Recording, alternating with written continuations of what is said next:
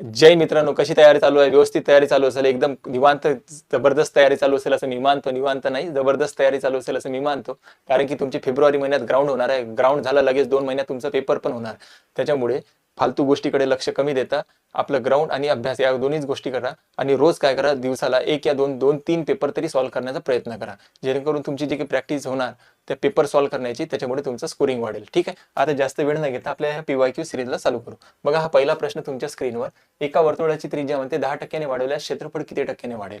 बघा, एक सूत्र आहे ते वर्तुळाचं क्षेत्रफळाचं. वर्तुळाचे क्षेत्रफळचा एक फॉर्म्युला आहे. काय फॉर्म्युला आहे? तर पाय आर वर्ग. पाय आर वर्ग. आपल्याला गरज नाही आहे याची, परंतु असं लक्षात आपल्याला वर्तुळाचं जर क्षेत्रफळ काढायचं असेल तर काय आहे सूत्र? पाय आर वर्ग. आता वर्तुळाची त्रिज्यामध्ये 10% वाढ केली. वर्तुळाच्या त्रिज्येमध्ये 10% वाढ केली तर त्रिज्या क्षेत्रफळाचं सूत्र काय? तर पाय आर वर्ग.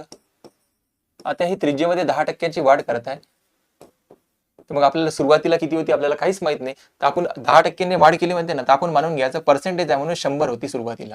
हे होती सुरुवातीला असं गृहीत धरलं सुरुवात. आणि आता त्याच्यामध्ये 10%ची वाढ झाली. तर सुरुवातीला 100 होती, त्याच्यामध्ये 10%ची जर वाढ झाली तर आता किती होणार? ती 110 होणार. 100 मध्ये 10% वाढ झाली तर किती होणार? 110 होणार. यांचा जर रेशो काढला आपण, बघा 0 ने 0 कॅन्सल. म्हणजे असं म्हणता येते सर की सुरुवातीला 10 सेंटीमीटर किंवा 10 मीटर जी काही त्रिज्या होती ती आता किती झाली? 11. म्हणजे 10%ने वाढ झाली, ती किती झाली? 11. बघा, क्षेत्रफळाचं सूत्र आहे तर पाय आर वर्ग. तर पाय, सुरुवातीला त्रिज्या किती होती? 10, तर 10चा वर्ग क्षेत्रफळ येणार. ठीक आहे. त्याच्यानंतर आता जी काही त्रिज्या, आता नवीन त्रिज्या किती आहे? ही सुरुवातची कंडिशन आहे. सुरुवातला आता काय आहे? आता नवीन त्रिज्या आहे, इथं नवीन लिहितो मी लागेल तर. आता नवीन त्रिज्या किती आहे? 11 सेंटीमीटर. तर आता क्षेत्रफळ किती निघते? तर क्षेत्रफळाचं सूत्र आहे पाय आर वर्ग. तर आता पाय आर ची किंमत किती झाली? 11 झाली, तर गुणेला येणार 11चा वर्ग. ठीक आहे. तर सुरुवातीला क्षेत्रफळ किती निघायचं? जर 10चा वर्ग जर केला तर नवीन त्रिज्या किती? सुरुवातीला त्रिज्या किती? 10. 10चा वर्ग केला किती होणार? 100. 100 पाय क्षेत्रफळ निघायचं. आता त्रिज्या किती आहे? 11. आता क्षेत्रफळ किती निघत आहे? आता निघत आहे सर 121 पाय. ठीक आहे, 121 पाय. तर सुरुवातीला 100 पाय क्षेत्रफळ होतं, आता 121 पाय आहे. तर या क्षेत्रफळामध्ये, सुरुवातीच्या क्षेत्रफळामध्ये आता किती वाढ झाली? तर 21% वाढ झाली. 21 पायची वाढ झाली सर. 21 पायची काय झाली? वाढ झाली. तर ही त्याने विचारलं पर्सेंट मध्ये सांगा बा किती पर्सेंट वाढ झाली. तर सुरुवातीला किती होतं? 100 पाय होतं, त्याच्यामध्ये 21 पायची वाढ झाली. आता त्यांनी विचारलं पर्सेंटेज मध्ये सांगावा किती पर्सेंट. तर 100% मध्ये किती? तर बघा, मला तेच म्हणायचं होतं की हा पायची किंमत घ्या नका घेऊ, तुम्हाला काही फरक नाही पडणार. तर जे काही क्षेत्रफळ असते ते त्रिज्येच्या वर्गाच्या पटीत वाढत असते. तर आपण त्रिज्येचा जरी वर्ग केला असता तरी आपलं उत्तर निघालं असतं. बघा, परंतु मला समजावतं होतं म्हणून पायनं पाय कॅन्सल होते. आता इथून जे काही पुढच्या प्रश्नामध्ये आपण पायची किंमत घ्या नका घेऊ तरी आपलं उत्तर निघून जाणार.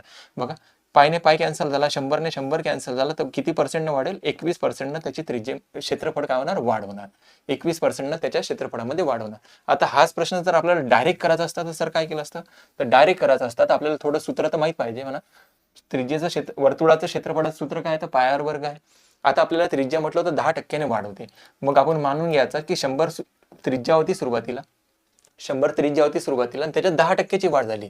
तर 10%ची वाढ झाली तर किती होणार? 110 होणार. यांचा काढून घ्यायचा रेशो. याचा रेशो कसा काढायचा? तर याला दोघांना 10-10 भाग दिला तर काय होणार? हे 10 होणार, ते 11. मग सुरुवातीला त्रिज्या होती 10, आता किती झाली? 11. मग सुरुवातीला क्षेत्रफळ किती निघायचं? तर 10चा वर्ग किती होणार? 100. आणि आता क्षेत्रफळ किती निघत आहे? तर 11चा वर्ग. 11चा वर्ग किती होतात? 121. ठीक आहे, 11चा वर्ग किती होते? 121. तर मग क्षेत्रफळामध्ये किती वाढ झाली? तर सर क्षेत्रफळामध्ये 21 ची वाढ झाली.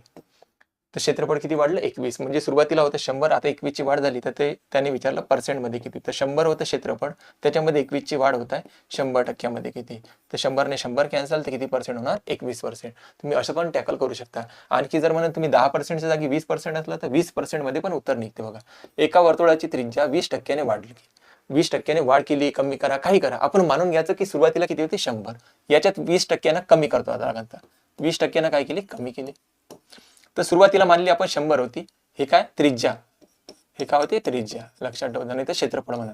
सुरुवातीला मानलं आपण त्रिज्या किती होती? 100. त्याच्यामध्ये 20%ची जर कमी झाली तर आता नवीन त्रिज्या किती बनणार? 100 वर 20 कमी होणार, म्हणजे किती होणार? 80. तर यांचा काढायचा रेशो आपण. यांचा काय काढायचा? रेशो. मग रेशो काढण्यासाठी अशी संख्या शोधायची की या दोघांना पण भाग देऊ शकते. मग 10 दोघांना भाग दिला तर काय होते? 0 ने 0 कॅन्सल झाला. परत आता 2 ने भाग जातो. 2 ने इथे भाग दिला, 2 पंच 10 आणि 2 चौक 8.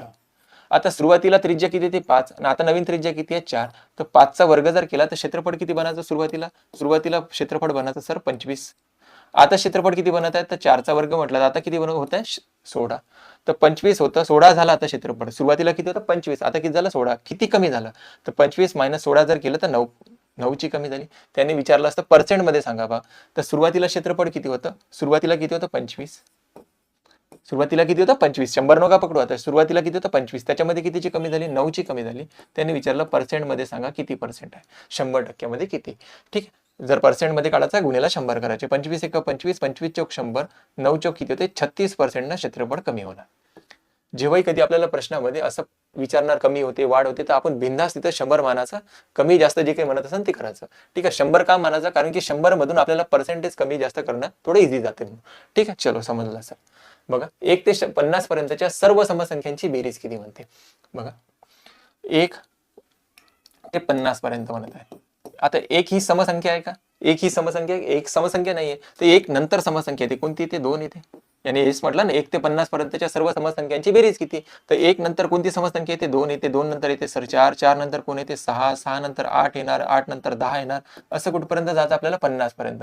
तर 50 ही समसंख्या आहे काय. हो सर 50 ही समसंख्या आहे. समसंख्या म्हणजे काय तर ज्या संख्येच्या एकक स्थानी एक तर 0 राहणार 2 राहील 4 राहील 6 किंवा 8 हे अंक असेल त्याला म्हटलं ते समसंख्या. साध्या भाषेत म्हटलं तर समसंख्या म्हणजे ज्या संख्येला 2 ने भाग जातो त्याला म्हटलं ते समसंख्या. तर 2 4 6 8 10 अशा 50 पर्यंतच्या नंबरची बेरीज काढायची आपल्याला. जर पहिल्या क्रमागत समसंख्येपासून सुरुवात झाली असेल तर लक्षात ठेवा पहिल्या क्रमागत समसंख्येपासून पहिली समसंख्या कोणती आहे 2. 2 नंतर 4 येते 6 येते 8 येते 10 येते असं असेल. जर पहिल्या क्रमागत संख्येपासून सुरुवात झाली असेल शेवट पण समसंख्या असेल आणि आपल्याला इथे आता बेरीज विचारत असेल तर ते काय करायचं पहिल्या समसंख्येनं शेवटच्या समसंख्येला भाग द्यायचा. पहिल्या समसंख्येनं शेवटच्या समसंख्येला भाग द्यायचा. उत्तर किती आलं उत्तर आलं सर 25. उत्तर किती आलं 25. तर आता आपल्याला बेरीज काढायची होती 2 पासून 50 पर्यंतच्या समसंख्यांची. तर पहिल्या समसंख्येनं शेवटच्या समसंख्येला भाग दिला उत्तर आलं 25. 25च्या नंतर कोणती संख्या येते 25 नंतर कोण येते 26. तर 25 गुणिले 26 करून टाका.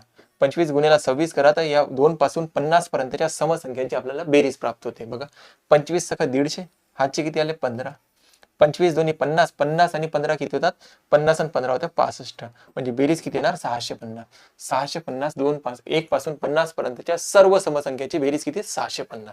तर 650 आपल्या प्रश्नाचं उत्तर आहे. ठीक आहे समजलं. चला बघा इथं म्हणत आहे 19 हा अंक रोमन संख्येत कसा लिहिला जाणार. रोमन अंक वगैरे माहित आहे किती सिम्बॉल आहे रोमन अंकाचे.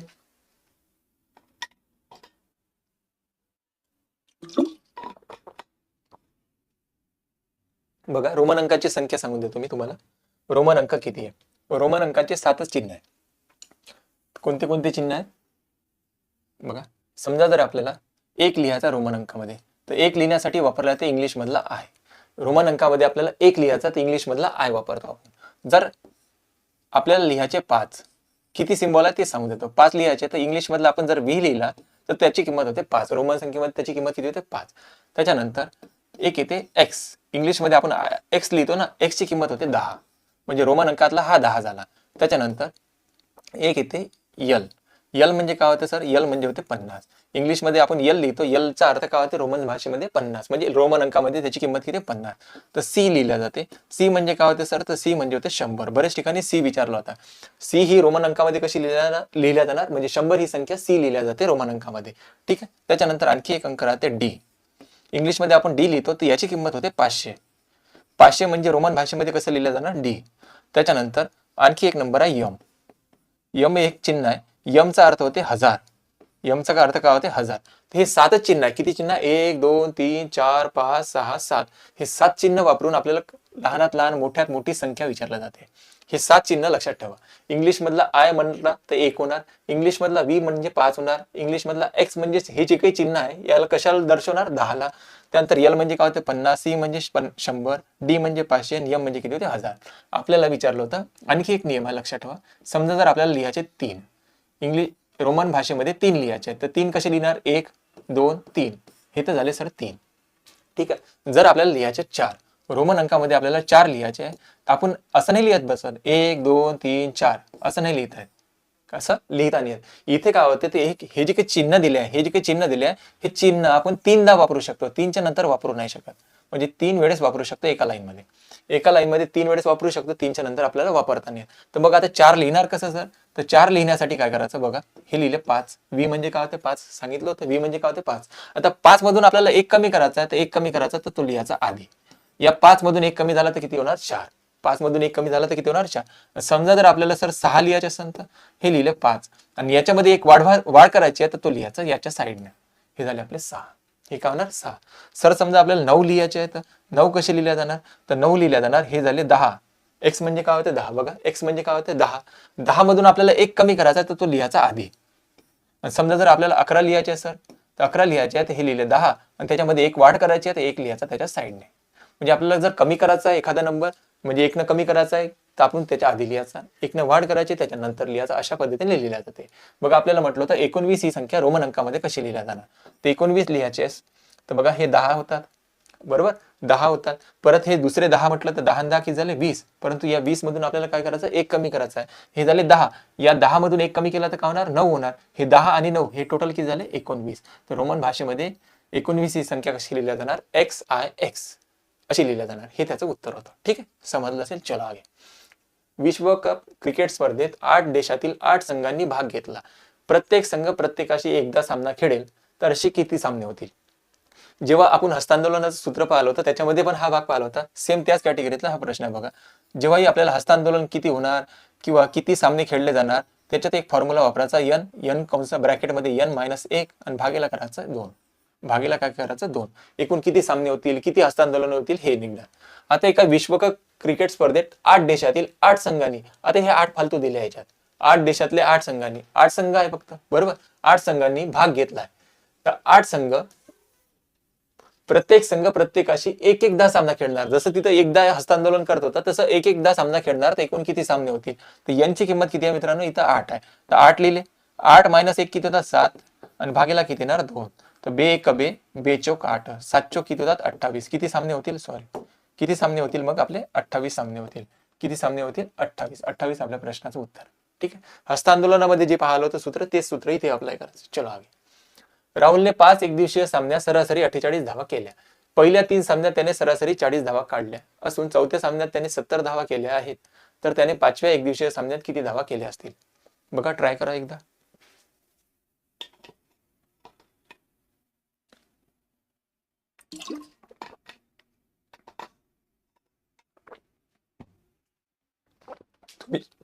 तुम्ही पण सूत्र सोबत म्हणजे सोबत ट्राय करत राहा.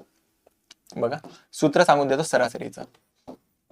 सरासरीचं एक सूत्र आहे, एकूण संख्यांची बेरीज. एकूण संख्यांची बेरीज आणि भागेला काय असते? एकूण संख्या. भागेला असते सर एकूण संख्या. एकूण संख्या हे सरासरी काढण्याचं एक सूत्र आहे. बघा, आणखी या सूत्रामध्ये काय बदल होऊ शकते? जर सरासरी इथेच लिहितो लागेल तर हे सरासरी इथं भाग, एकूण संख्या इथं भागेला ऐकल्यानंतर काय होणार? गुणेला. जर आपण सरासरी गुणेला जर एकूण संख्या केलं तर एकूण संख्याची बेरीज प्राप्त होते आपल्याला. बघा, राहुलने म्हणते 5 एकदिवसीय सामन्यात सरासरी 48 धावा काढल्या. 5 एकदिवसीय सामन्यात सरासरी 48 धावा काढल्या. आता 48 गुणेला 5 सामने खेळला म्हणजे ऍव्हरेज किती काढला? 48. तर किती सामन्यामध्ये? 5 सामन्यांमध्ये. तर 5 गुणेला 48 केला तर या 5 सामन्यातल्या धावांची बेरीज मिळून जाते आपल्याला. तर करा गुणाकार. 5 एक 5, 5 8 40 0, 8 4, 5 चौक 20, 20 आणि 4 किती होतात? 24. 240 आलं उत्तर. हे 5 सामन्यातल्या धावांची काय झालं? हे बेरीज. तर राहुलने 5 सामन्यात टोटल किती धावा काढल्या? एकूण धावा काढल्या किती? 240. त्याच्यानंतर 3 सामन्यात सरासरी त्याने 40 धावा काढल्या. पुढचे 3 सामने खेळला म्हणते त्याच्या सरासरी त्याने 40 धावा काढल्या. तर 3 सामन्यामध्ये 40 धावा काढल्या सरासरी, तर 3 गुणेला जर 40 केलं तर 120 झाली. हे 3 सामन्याची बेरीज. 3 सामने चे धावांची बेरीज. धावांची बेरीज. 3 सामन्यात टोटल किती धावा काढल्या त्याने? 3 सामन्यामध्ये टोटल काढल्या त्याने 120 धावा. त्याच्यानंतर चौथ्या सामन्यात त्याने 70 धावा काढल्या. चौथ्या सामन्यात त्याने किती धावा काढल्या? 70. बघा, हे 3 सामन्यामध्ये किती आहे त्याचे? 120. या 120 मध्ये जर मी चौथ्या सामन्यातले धावा मिळून टाकले तर हे टोटल किती सामन्यातले होणार? 4 सामन्यातले होणार धावा. तर टोटल जर केली तर किती होतं? 190. 190 हे किती सामन्यातले झाले? त्याचे 4 सामन्यामध्ये. 4 सामन्यात जर त्याची बेरीज विचारलं तर 4 सामन्यामध्ये त्याच्या धावांची बेरीज किती येणार? 190 येणार. 4 सामन्यामध्ये का? कारण की हे 3 सामने होते आणि चौथ्या सामन्यामध्ये पहिल्या 3 सामन्यामध्ये टोटल किती धावा काढल्या 120. त्याच्यानंतर चौथ्या सामन्यामध्ये 70 धावा काढल्या. बघा इथं म्हटलं चौथ्या सामन्यात त्याने 70 धावा केल्या आहेत. तर त्याने 5व्या एकदिवसीय सामन्यात किती धावा केल्या असेल. तर ही 3 सामन्यापर्यंत होतं. चौथ्या सामन्यामध्ये 70 काढल्या, म्हणजे टोटल चौथ्या सामन्यापर्यंत जर पाहिलं तर त्याच्या धावांची बेरीज किती आली 190 आली. आणि त्यानंतर आणखी एक डाटा आपल्याकडे होता 240. हे 240 किती सामन्यातले होते? 5 सामन्यातले होते. आता 5 सामन्याच्या बेरजेमधून 5 सामन्यांच्या बेरजेमधून 5 सामन्याची बेरीज धावा संख्या किती आहे 240. आणि 4 सामन्याची बेरीज जर काढली तर किती येते? 4 सामन्यांची बेरीज येते सर 190. तर 5 सामन्यांमधून 4 सामन्याची धावांची बेरीज जर काढून टाकली तर एक सामना शिल्लक राहते आणि तोच असेल आपला 5वा सामना. तर करा वजाबाकी 240 मधून 190 जर मायनस झाले तर किती राहतात? 50. तर 5व्या सामन्यात त्याने सरासरी म्हणजे टोटल किती धावा काढल्या असेल? त्याने 50 धावा काढल्या. हे तर झालं एक या पद्धतीनुसार. हे असंच करावं लागते का सर? आणखी आता दुसऱ्या मेथड नव्हते, परंतु आता मी तुम्हाला ते एक सरासरीचं पूर्ण चॅप्टर शिकवणार, तेव्हा ते मेथड एकदम बेटर वाटणार.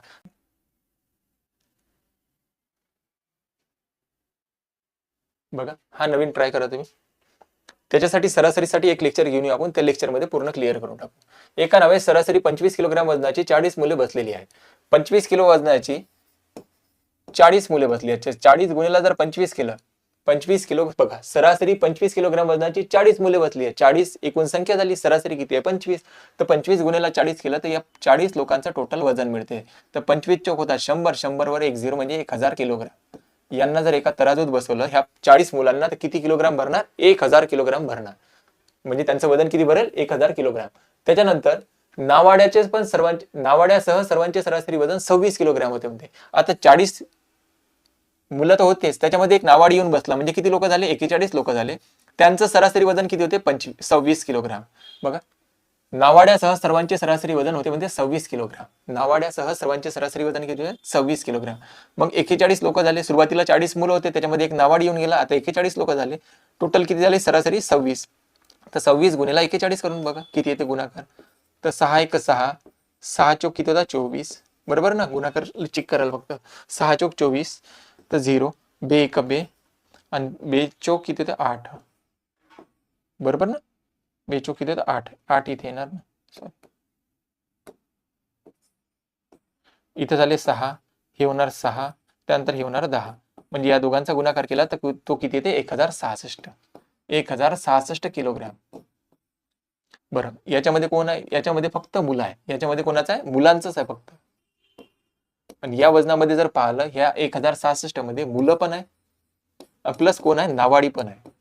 जर आपण विचार केला तर बघा मुलांचं वजन, जर या मुलांचं वजन याच्यामधून जर मायनस करून टाकलं तर कोणाचं शिल्लक राहणार? नावाड्याचं. ना आपल्याला तेच विचारलं तर नावाड्याचं वजन किती?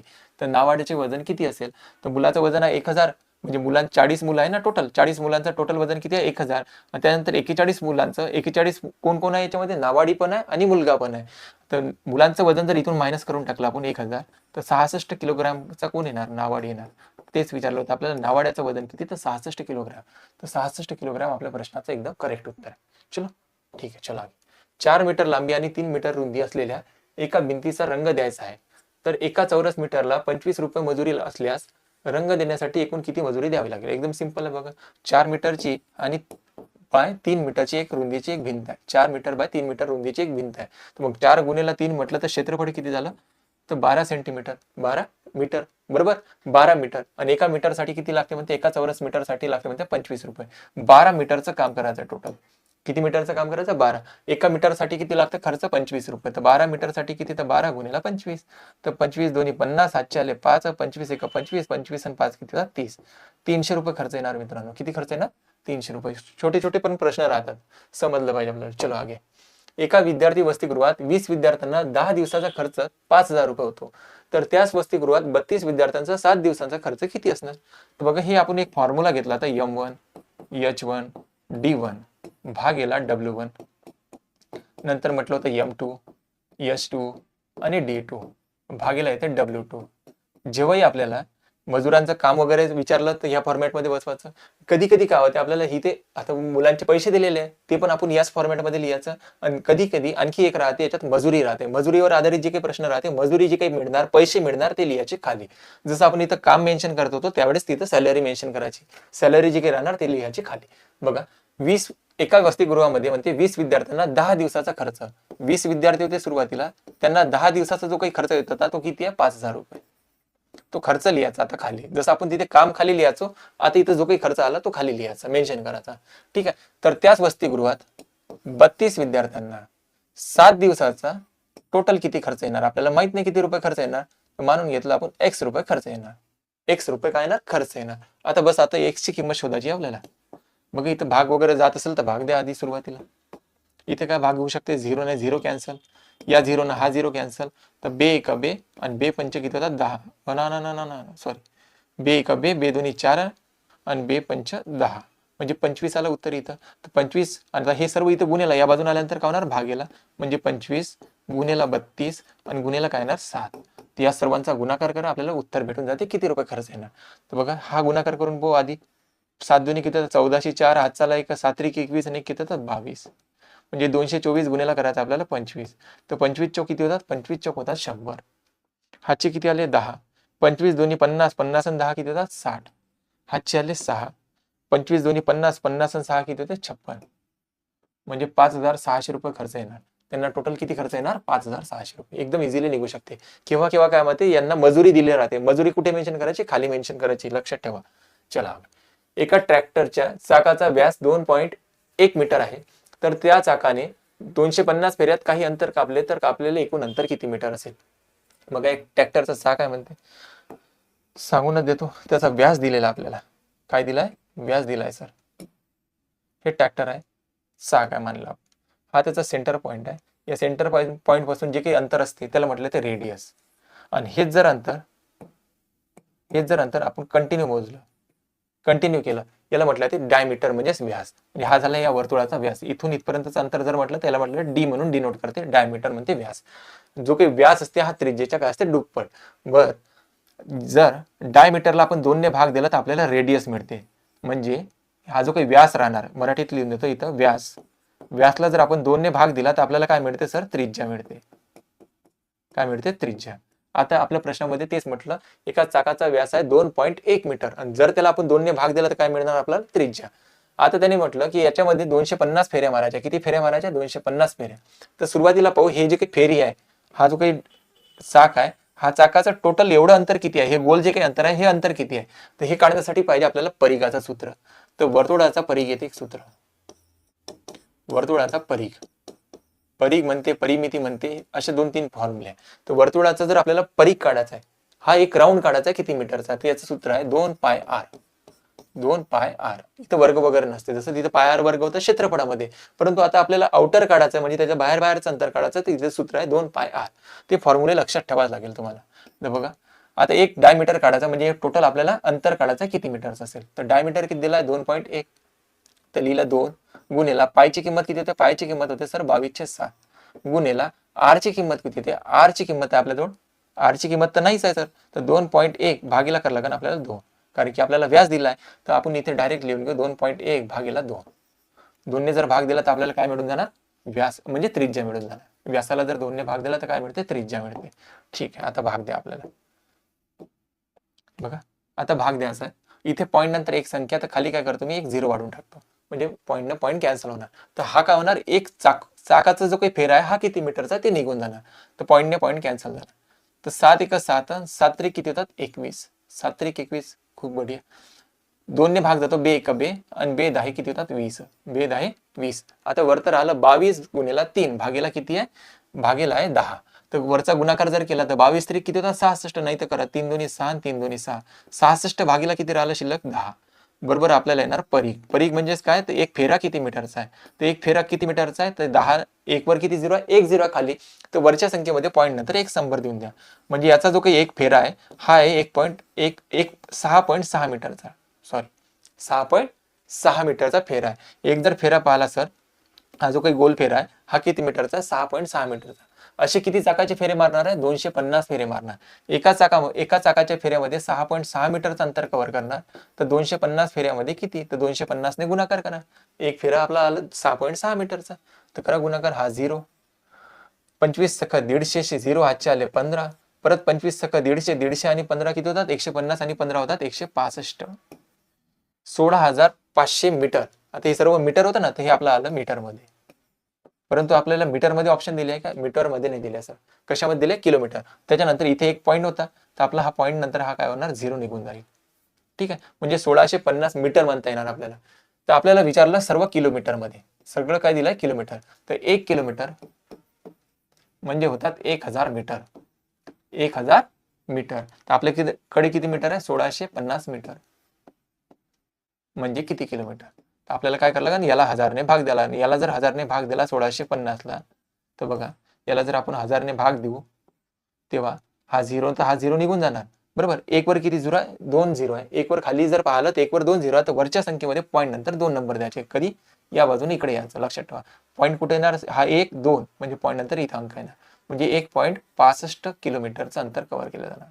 1.65 किलोमीटरचं अंतर कव्हर केलं जाणार. तर 1.65 किलोमीटर आपल्या प्रश्नाचं एकदम करेक्ट उत्तर. ठीक आहे, समजलं असेल. चलो आगे करा याला ट्राय.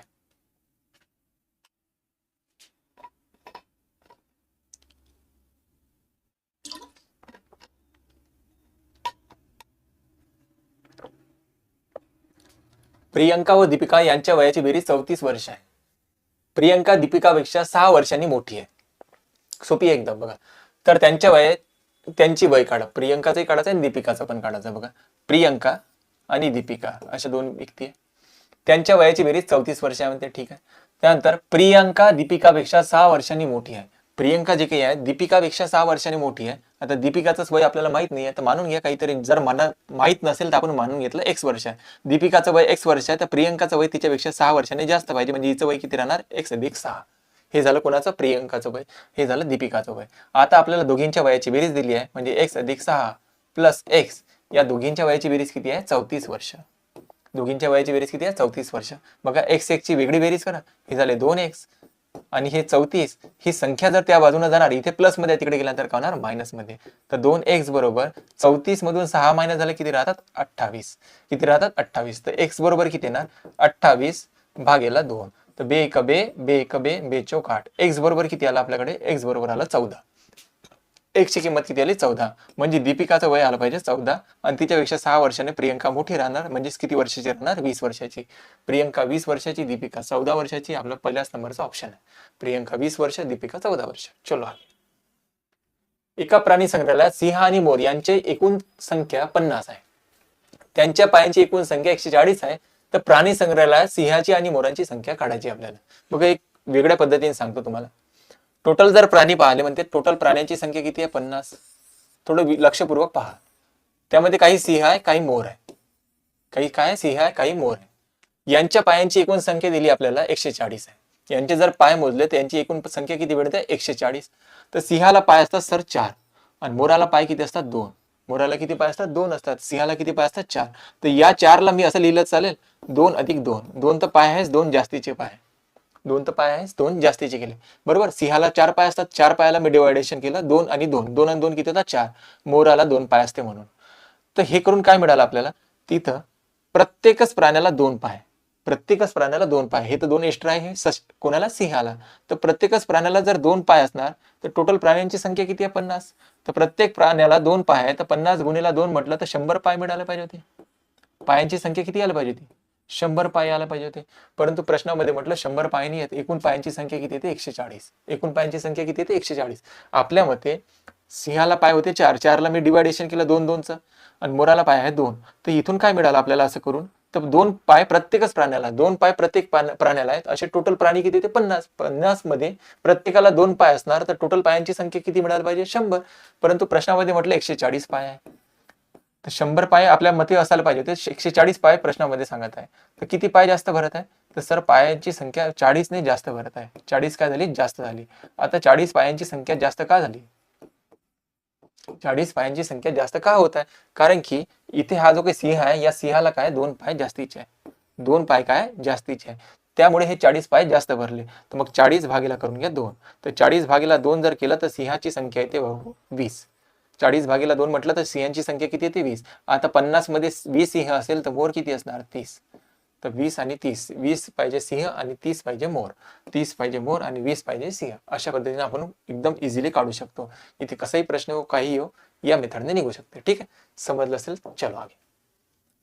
₹200 रुपये 200च्या वस्तूची किंमत 20% वाढली, नंतर वाढलेली किंमत 20% कमी केली, तर त्या वस्तूची शेवटची किंमत तिच्या मूळ किमतीपेक्षा कितीने कमी किंवा जास्त होईल म्हणते. बघा, एक या उदाहरणावर नंतर येतो मी. मला एक बेसिक सांगा बघा. जर समजा एखादी वस्तूची किंमत 100 रुपये आहे, जर ते म्हटलं मी त्याच्यावर 10% वाढ झाली, 10% त्याच्यामध्ये वाढ करायची आहे, तर एखादा विद्यार्थी काय करेल, 100 त्याच्यामध्ये 10% वाढ करायची आहे, तर याचा 10% काढणार, याचं काय करेल, 10% काढेल. मी म्हटलं एखाद्या वस्तूची किंमत 100 आहे, त्याच्यामध्ये 10% वाढ करायची आहे, तर एखादा विद्यार्थी काढणार त्याची 10% वाढ करायची आहे सर, तर 100 करा, 100चा 10% भागेला 100 करा, तर 100 ने 100 कॅन्सल झाला, म्हणजे या 100 मध्ये तुम्ही 10 ऍड करून टाका, 10% भाग काढला तर किती, ते 10, म्हणजे ती संख्या किती होणार, 110 होणार. तर असंच जर म्हटलं मी एखाद्या विद्यार्थ्याला या संख्येमध्ये समजा 20% कमी करायचे आहे, म्हणजे 10% कमी करायचे आहे, 110 ही वस्तू झाली, आणि याच्यामध्ये मला 10% कमी करायचे आहे. किती कमी करायचे, 10% कमी करायचे आहे. तर एखादा विद्यार्थी येणार, 110 वर 10% कमी करायचे, 110चे 10% काढा, 0 ने 0 कॅन्सल, 0 ने 0 कॅन्सल, तर किती कमी करायला लागेल, 11 कमी करायला लागेल सर. तिथून किती कमी करायला लागेल, 11, म्हणजे ती संख्या किती बनणार, 110 मधून 11 कमी केल्यानंतर ती संख्या होणार 99, ती संख्या होणार 99. आता याच गोष्टीला एखादा विद्यार्थी काय करणार, एखाद्या संख्येवर 10% वाढ करायची ना सर, तो डायरेक्ट काढायचा असेल तर डायरेक्ट कसं करणार, तर आता फायनली त्या वस्तूची किंमत 99 झाली. आता एका संख्येवर 10% वाढ करायची आहे, तर आपण 100 ती संख्या होती, याच्यावर 10% वाढ करायची, म्हणजे ती संख्या होते स्वतःच्या, जर ती संख्या 100 असेल, त्याच्या जर 10% वाढ केली, तर त्याला काढून घ्या तुम्ही सर 110% त्याचा काढून घ्या तुम्ही सर 110%. ठीक आहे, तर मग ठीक आहे, 0 ने 0 कॅन्सल, 0 ने 0 कॅन्सल, तर ती संख्या किती होणार, 110 डायरेक्ट होऊन जाणार.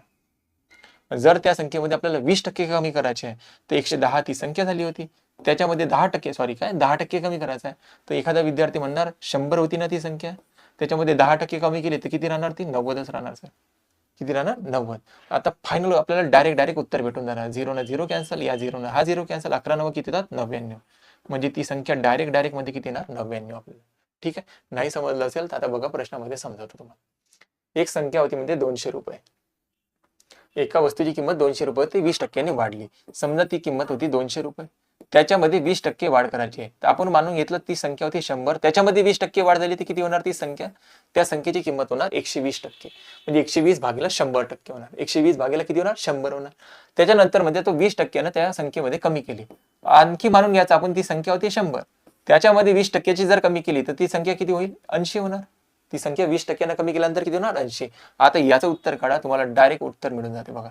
या 0 ने हा 0 कॅन्सल, या 0 ने हा 0 कॅन्सल, या 0 ने हा, या 0 ने हा कॅन्सल. तर बघा असा गुणाकार करा, कसंही करा, बारी अटी किती होतं, 96, 96 गुन्ह्याला जर 2 केले, बे बे सखा किती होतात, 12 2 हाताला 1, बे 9 18, 18 ने किती होतात, 19, म्हणजे त्या वस्तूची एक टोटल किंमत किती होणार, 192. बरं ती वस्तू होती कितीची, ती वस्तूची किंमत होती 200 रुपये सर. आता ती वस्तू झाली किती, 192ची, किती कमी झाली, तर 8ची कमी झाली सर. किती कमी झाले, 8 कमी. आपल्याला पर्सेंट मध्ये विचारलं का, नाही पर्सेंट मध्ये नाही विचारलं.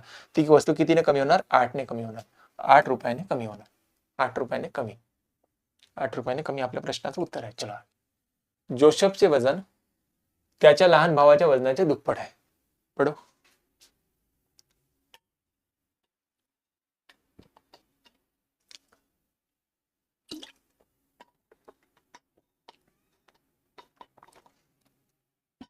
बघा, जोसेफचे जे काही वजन आहे म्हणते त्याच्या लहान भावाच्या वजनाच्या दुप्पट आहे.